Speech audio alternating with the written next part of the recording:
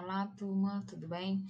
Mais uma vez aqui para uma aula virtual de Ciências da Natureza, hoje com a aula de Física.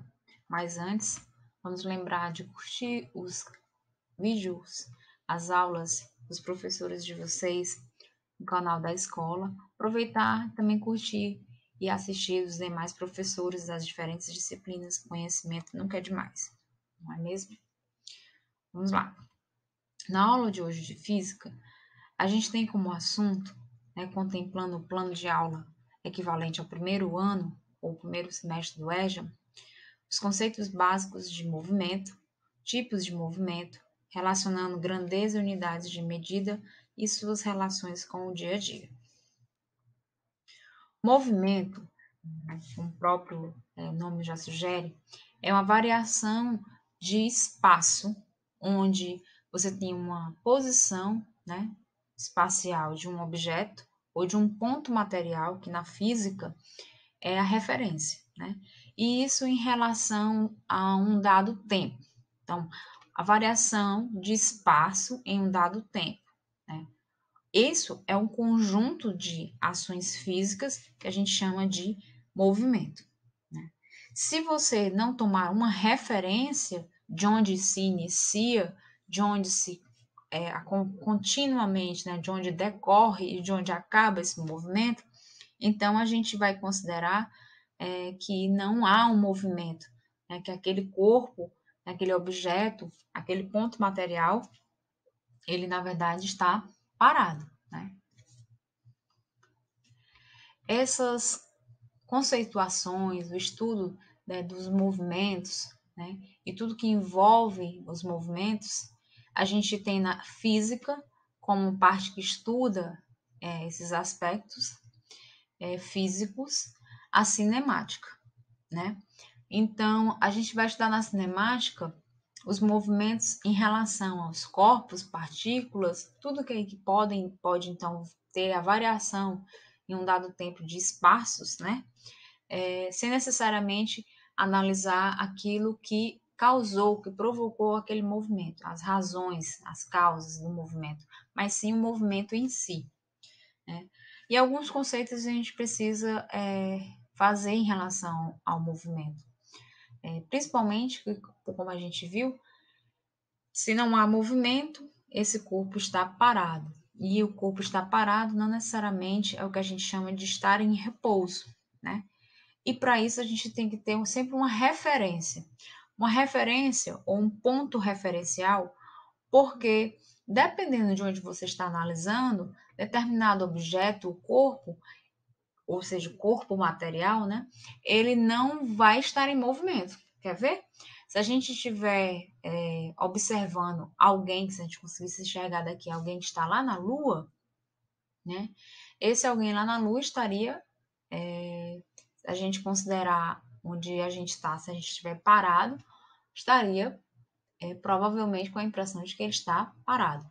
Mas se a gente estiver lá na Lua e estiver enxergando alguém daqui, como a Terra está em movimento, mesmo essa pessoa no ponto referencial da Terra, em relação à Lua, você vendo alguém parado dentro da Terra, mas em relação à Lua e à Terra, essa pessoa estaria em movimento, mas na verdade é porque a Terra tem o seu próprio movimento.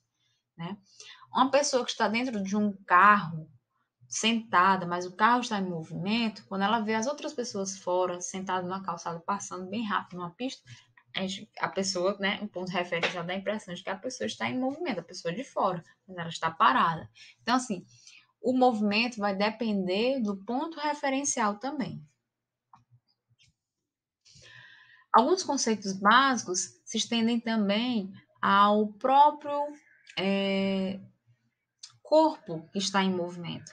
Esse corpo que está em movimento, ele, na verdade, é um móvel, Por isso que a gente diz que uma casa, um sítio, um casebre, é um imóvel, não sai do canto. O que é móvel é aquilo que pode se movimentar, variar o seu espaço. Então, um trem correndo, um navio cruzando o oceano, uma pessoa correndo, uma bola rolando, são exemplos de móveis, O ponto material é todo e qualquer corpo cujas dimensões são desprezíveis em relação às distâncias consideradas, ou seja, traduzindo, é aquele corpo que, independente do seu tamanho, né, as distâncias, né, que ele pode variar podem ser consideradas como variações de espaço, como um automóvel em movimento numa rodovia. A referência, o ponto referencial, né, o referencial e o repouso são importantes, como eu falei, o exemplo de estar em movimento dentro de um carro, né, e você olhar alguém do lado de fora na rua, né, que está sentado ou que está andando, vai diferenciar a sua análise, né? Então, o referencial é esse corpo em relação ao qual identifica se o móvel está em movimento ou em repouso. Então, o ponto referencial é o ponto onde se analisa se um objeto, um corpo, está em movimento ou em repouso. E é importante saber que a forma da trajetória que um corpo descreverá depende do referencial que se adotou. Então, dependendo de onde você está, para analisar determinado movimento, né, a trajetória vai variar, né? Um corpo, ele pode, num determinado instante, estar em repouso em relação a um certo referencial e, no mesmo instante, estar em movimento em relação ao outro, tá certo? Aqui o exemplo, né, que eu dei dentro de um carro ou dentro de um ônibus, né? A pessoa está lá parada, dependendo da circunstância, quem está de fora vê a pessoa lá de dentro sentada no ônibus em movimento, mas é o ônibus que está movimentando, e o contrário já não acontece. A trajetória, ela é exatamente esse movimento, dentro desse movimento, é esse lugar dentro do espaço, né? É essa geometria dentro do espaço, onde você, dependendo do ponto referencial, de onde você está observando, do observador, você vai ver uma trajetória, portanto, com aspectos diferentes, como ilustra aí o desenho.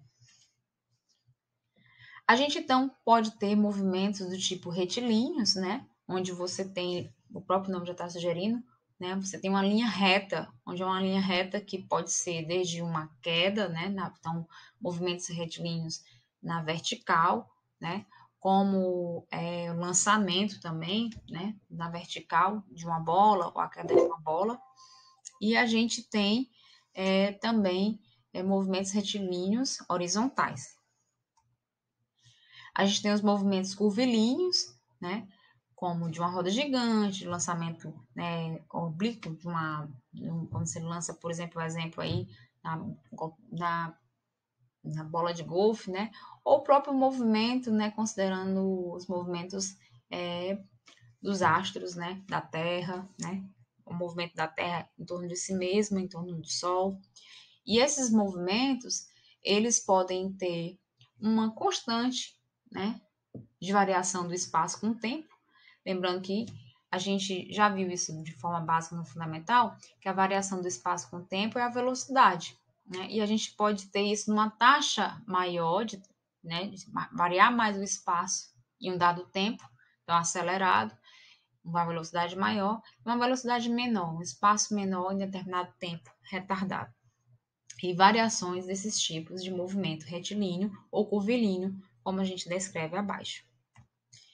Então, o movimento, por exemplo, em relação à Terra, de rotação, de translação, ele está relacionado totalmente ao nosso dia, né? Então, os movimentos, eles estão atrelados de todas as maneiras, seja na contagem do nosso tempo, na passagem do nosso dia, dos nossos meses, dos nossos anos, do nosso movimento enquanto corpo, dos automóveis, também nas correntes marítimas, né? Se a gente considerar que isso influencia nas correntes marítimas, né? Nas ondas.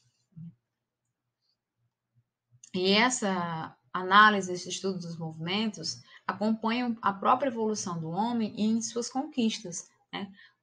Inclusive, por exemplo, se a gente pensar no domínio da capacidade de desenvolver novos meios de transportes, como os transportes aéreos, ou mesmo a evolução, né, do transporte marítimo, tá certo?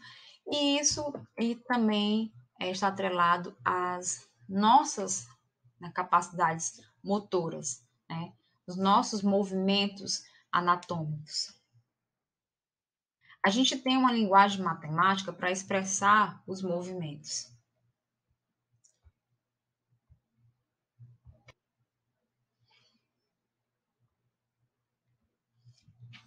essa matemática que expressa o movimento, que a gente chama de fórmulas, né? A gente vai relacionar, então, a variação do espaço com o tempo, que é o que a gente chama de velocidade, em função das posições que o corpo vai tomando, né, em determinados lugares, né, desse movimento. Então, aqui como exemplo, a gente tem esse carrinho aí, que na origem, ou seja, um espaço que ainda era zero, né, não tinha percorrido nenhum espaço, era a origem. Esse S é o espaço, né? Ele começa a se movimentar, tem um espaço, então, inicial percorrido, que vai, então, do espaço de origem, do ponto de origem até o SI, e ele vai variar depois mais um pouco, que esse SF é o espaço final. Então, esse delta é uma letra grega para indicar variação de S, variação de espaço. A variação de espaço, portanto, é a variação do espaço final com menos espaço inicial. Então, se você está no seu quarto, você está ali parado, né? Está num local, considerando aquele ponto inicial de origem do movimento. E você vai até o banheiro, que tem 2 metros, né? Entre o seu quarto, você está na porta do seu quarto e a porta do banheiro. Esse espaço de 2 metros que você percorre, considerando o ponto inicial de origem, a porta do seu quarto e a porta do banheiro, o espaço, né, o ponto de espaço final, a variação foi de 2 metros de espaço, então ΔS foi de 2 metros. O tempo que você leva para fazer isso, né, se você levou 2 minutos, 1 minuto, né, tempo zero até o tempo final, até chegar à porta do banheiro, é a variação de tempo. Então, é o tempo final menos o tempo inicial. É a variação de tempo. Então, você tem o espaço, a variação de espaço, que você percorreu da porta do seu banheiro, da porta do seu quarto até a porta do seu banheiro, e o tempo que você levou para isso. Então, essas duas coisas relacionadas uma com a outra, o espaço sobre o tempo, é o que a gente chama de velocidade. Então, se você percorreu 2 metros da porta do seu quarto até o banheiro, levou 2 minutos, né? Você percorreu 1 metro por minuto. Então, você foi no passo do elefantinho, né? Se foi em 2 segundos, aí você foi um pouquinho mais rápido.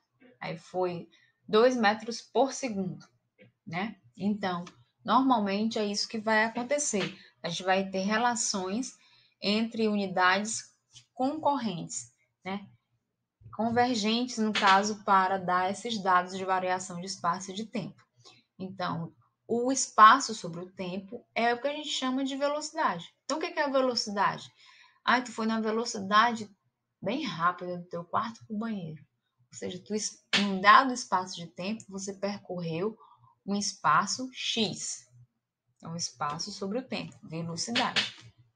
Então, geralmente, a gente vai associar um espaço em metro com o tempo de segundos e um espaço em quilômetro com um tempo em hora, tá certo?